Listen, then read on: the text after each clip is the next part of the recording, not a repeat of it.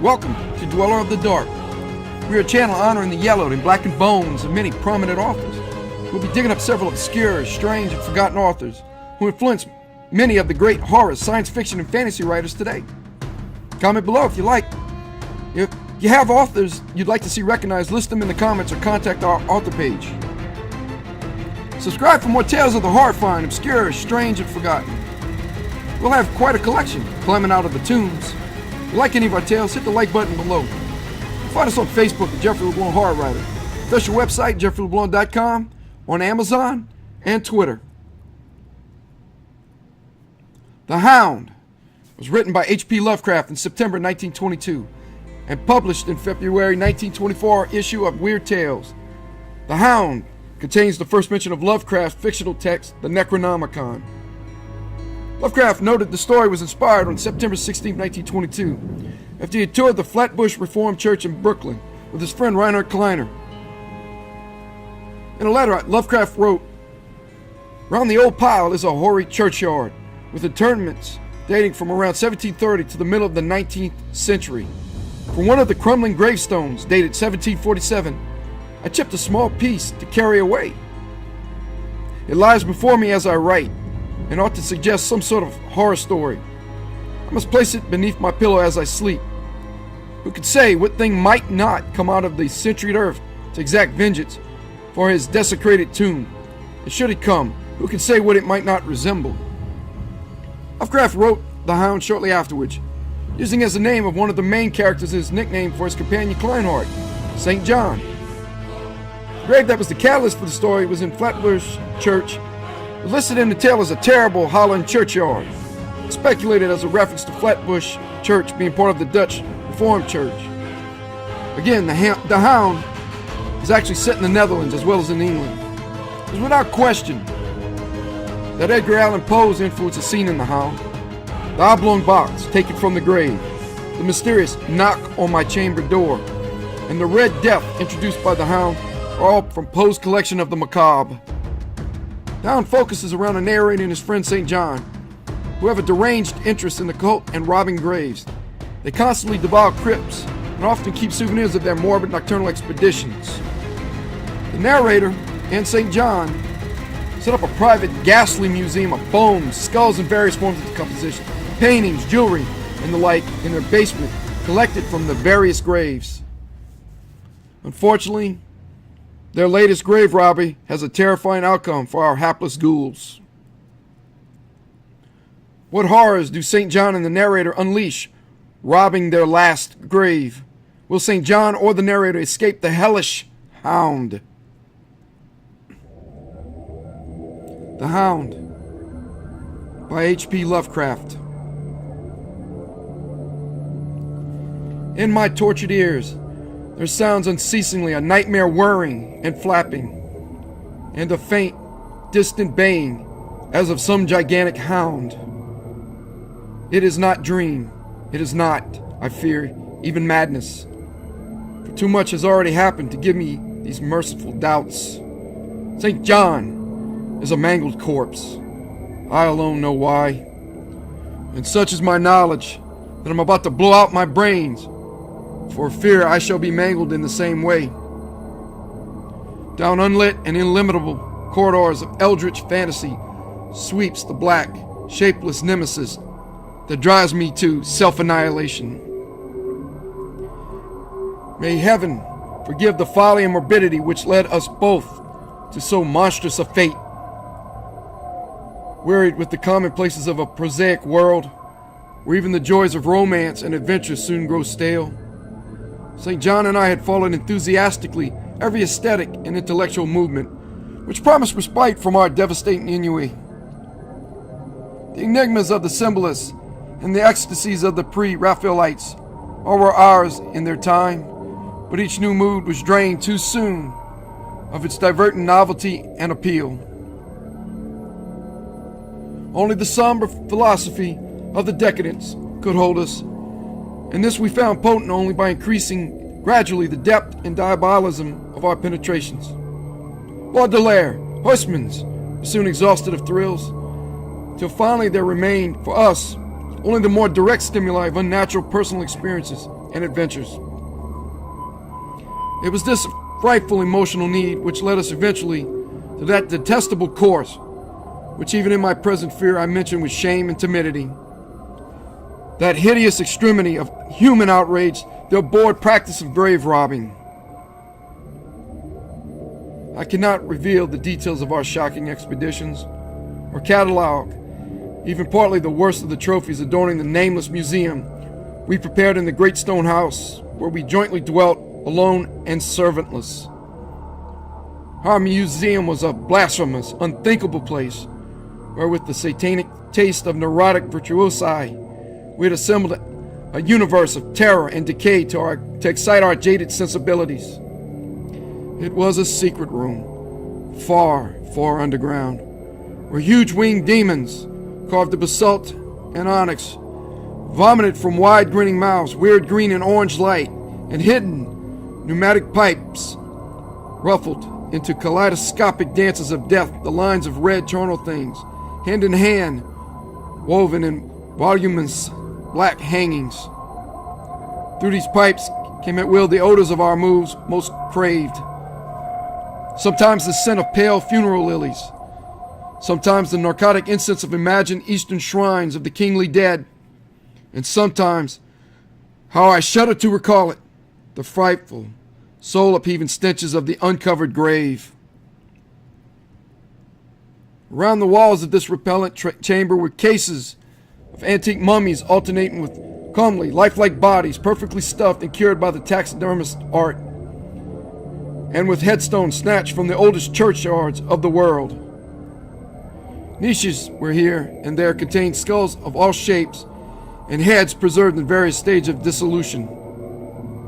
There one might find the rotting, bald pates of famous noblemen and the fresh and radiantly golden heads of new buried children. Statues and paintings there were, all of fiendish subjects, and some executed by St. John and myself. A locked portfolio, bound in tanned human skin, held certain unknown and unnameable drawings, which it was rumored Goya had perpetrated but dared not acknowledge. There was nauseous musical instruments, string, brass, and woodwind, on which St. John and I sometimes produced dissonances of exquisite morbidity and cacodemoniacal ghastliness. Whilst in a multitude of inlaid ebony cabinets reposed the most incredible and unimaginable variety of tomb loot ever assembled by human madness and perversity. It is of this loot in particular that I must not speak. Thank God I had the courage to destroy it long before I thought of destroying myself. The predatory excursions on which we collected our unmentionable treasures were always artistically memorable events. We were no vulgar ghouls, but worked only under certain conditions of mood, landscape, environment, weather, season, and moonlight. These pastimes were to us the most exquisite form of aesthetic expression, and we gave their details a fastidious technical care. At an appropriate hour, a jarring lighting effect, or a clumsy manipulation of the damp sod would almost totally destroy for us that ecstatic titillation which followed the exhumation of some ominous, grinning secret of the earth. Our quest for novel scenes and piquant conditions was feverish and insatiate. St. John was always the leader, and he it was who led the way at last to that mocking, that accursed spot which brought us our hideous and inevitable doom. By what malign fatality were we lured to that terrible Holland churchyard? I think it was the dark rumor and legendary, the tales of one buried for 5 centuries, who had himself been a ghoul in his time, and had stolen a potent thing from his mighty sepulchre. I can recall the scene in these final moments, the pale autumnal moon over the graves, casting long, horrible shadows, the grotesque trees drooping sullenly to meet the neglected grass and the crumbling slabs. The vast regions of strangely colossal bats that flew against the moon. The antiqued ivy church pointing a huge spectral finger at the livid sky. The phosphorescent insects that danced like death fires under the yews in a distant corner, the odors of mold, vegetation, and less inexplicable things that mingled feebly with the night wind from over far swamps and seas, and worst of all, the faint, deep-toned baying of some gigantic hound, which we could neither see nor definitely place. As we heard this suggestion of baying, we shuddered, remembering the tales of the peasantry, for he whom we sought had centuries before been found in this same self-same spot, torn and mangled by the claws and the teeth of some unspeakable beast. I remembered how we delved in this ghoul's grave with our spades, and how we thrilled at the picture of ourselves, the grave, the pale watching moon, the horrible shadows, the grotesque trees, the titanic bats, the antique church, the dancing death fires, the sickening odors, the gently moaning night wind, and the strange, half-heard, directionless baying, of whose objective existence we could scarcely be sure. Then we struck a substance harder than the damp mold, and beheld a rotting oblong box, crusted with mineral deposits from the long, undisturbed ground. It was incredibly tough and thick, but so old that we finally pried it open and feasted our eyes on what it held. Much, amazingly much, was left of the object despite the lapse of 500 years. The skeleton, though crushed in places by the jaws of the thing that had killed it, held together with surprising firmness. And we gloated over the clean white skull and its long firm teeth and its eyeless sockets that once had glowed with a charnel fever like our own. In the coffin lay an amulet of curious and exotic design, which had apparently been worn around the sleeper's neck. It was the oddly conventionalized figure of a crouching winged hound, or sphinx with a semi-canine face, and was exquisitely carved in antique oriental fashion from a small piece of green jade. The expression on its features was repellent in the extreme, savoring at once of death, bestiality, and malevolence. Around the base was an inscription in characters which neither St. John nor I could identify. And on the bottom, like a maker's seal, was a grotesque and formidable skull. Immediately upon beholding this amulet, we knew that we must possess it, that this treasure alone was our logical pelf from this centuried grave. Even had its outlines been unfamiliar, we would have desired it. But as we looked more closely, we saw that it was not wholly unfamiliar. Alien it indeed was to all art and literature which sane and balanced readers know, but we recognized it as the thing hinted of in the forbidden Necronomicon of the mad Arab Abdul Alzared, the ghastly soul symbol of the corpse-eating cult of inaccessible Lang in Central Asia. All too well did we trace the sinister lineaments described by the old Arab demonologist. Lineaments, he wrote, drawn from some obscure supernatural manifestation of the souls of those who vexed and gnawed at the dead. Seizing the green jade object, we gave a last dance at the bleached and carven-eyed face of its owner and closed up the grave as we found it. As we hastened from that abhorrent spot, the stolen amulet in St. John's pocket, we thought we saw the bats descend in a body to the earth we had so lately rifled, as if seeking for some cursed and unholy nourishment. But the autumn moon was shone weak and pale, and we could not be sure.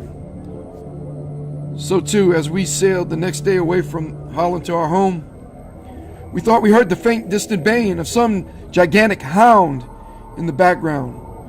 But the autumn wind moaned sad and wan, and we could not be sure. 2. Less than a week after our return to England, strange things began to happen. We lived as recluses, devoid of friends, alone, without servants, in a few rooms of an ancient manor house on a bleak, unfrequented moor, so that our doors were seldom disturbed by the knock of the visitor. Now, however, we were troubled by what seemed to be frequent fumblings in the night, not only around the doors, but around the windows also, upper as well as lower. Once we fancied that a large, opaque body darkened the library window when the moon was shining against it, and another time we thought we'd heard a whirring or flapping sound not far off.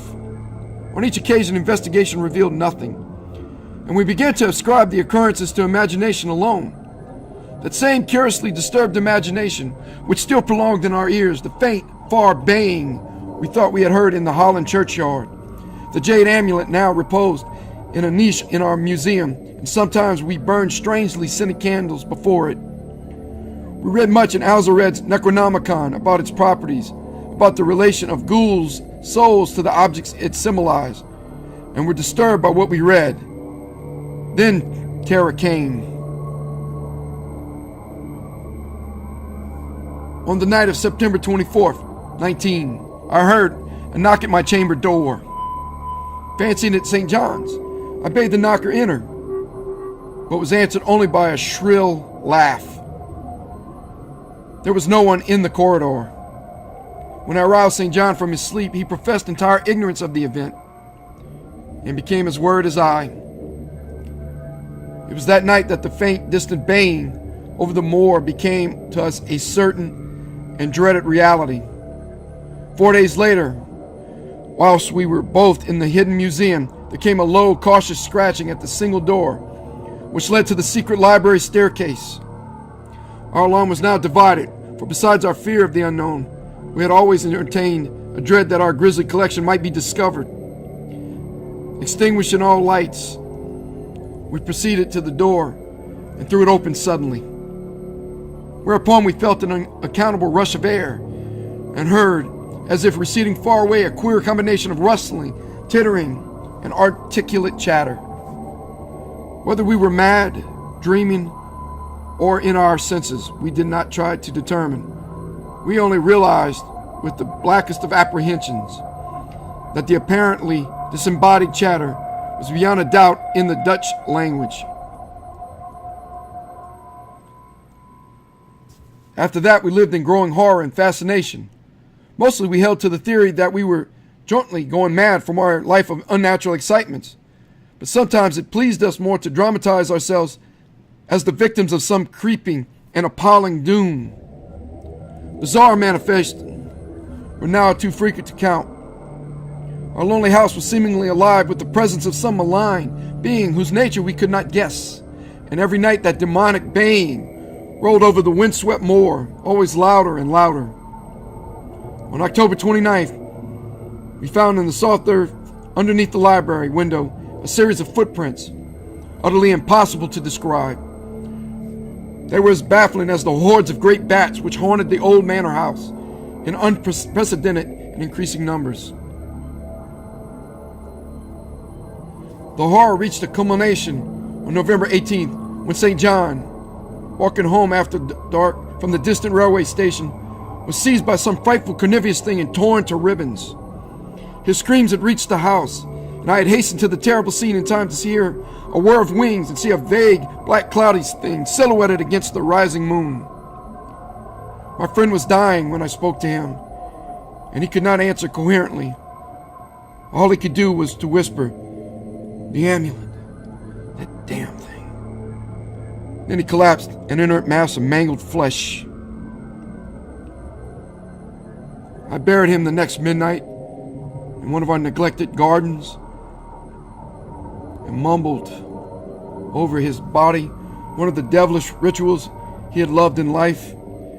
And as I pronounced the last demonic sentence, heard afar on the moor the baying of some gigantic hound. The moon was up, but I dared not look at it. And when I saw on the dim lit moor a wide nebulous shadow sweeping from mound to mound, I shut my eyes and threw myself face down upon the ground. When I rose trembling, I know not how much later, I staggered into the house and made shocking obeisances before the enshrined amulet of green jade. Being now afraid to live alone in the ancient house on the moor, I departed on the following day for London, taking with me the amulet after destroying by fire and burying the rest of the impious collection in the museum. But after 3 nights, I heard the baying again, and before a week was over, felt strange eyes upon me whenever it was dark. One evening, as I strolled on Victoria Embankment for some needed air, I saw a black shape obscure one of the reflections of the lamps in the water. A wind stronger than the night wind rushed by, and I knew that what had befallen St. John must soon befall me. The next day, I carefully wrapped the green jade amulet and sailed for Holland. What mercy I might gain by returning the thing to its silent, sleeping owner, I knew not. But I felt that I must at least try any step conceivably logical. What the Hound was, why it pursued me, were questions still vague. But I had first heard the baying in the ancient churchyard, and every subsequent event, including St. John's dying whisper, had served to connect the curse with the stealing of the amulet.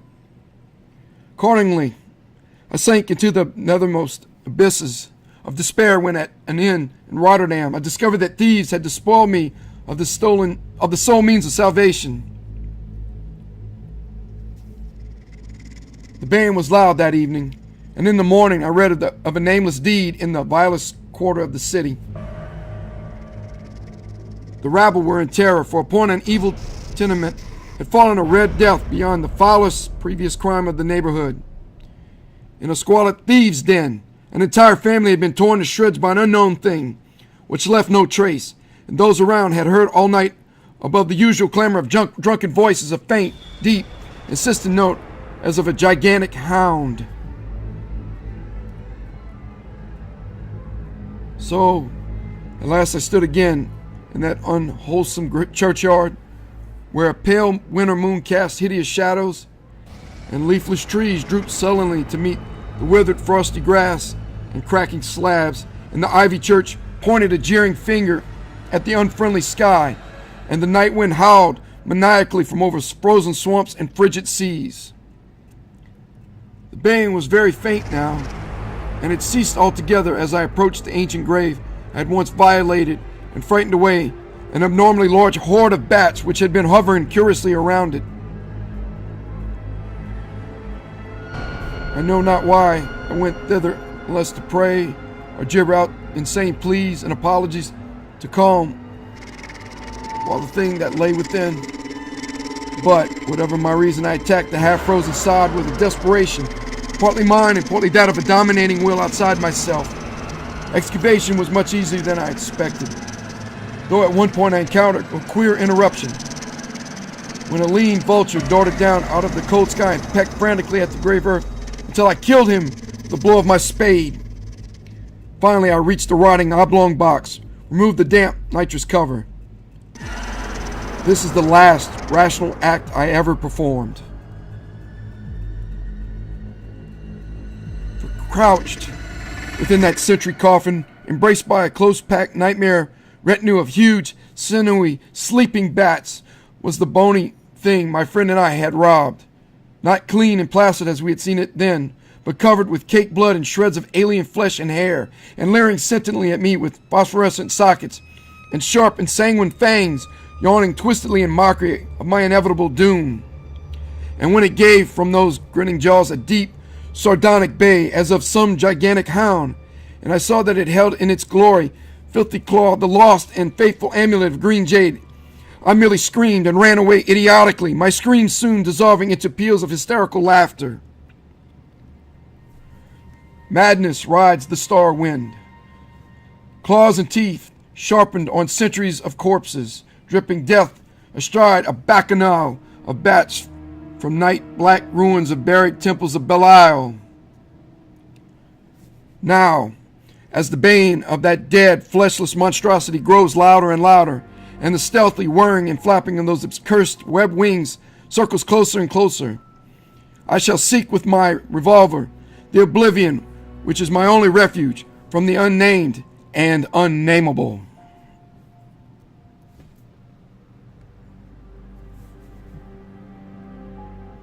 Thank you for listening. Good night.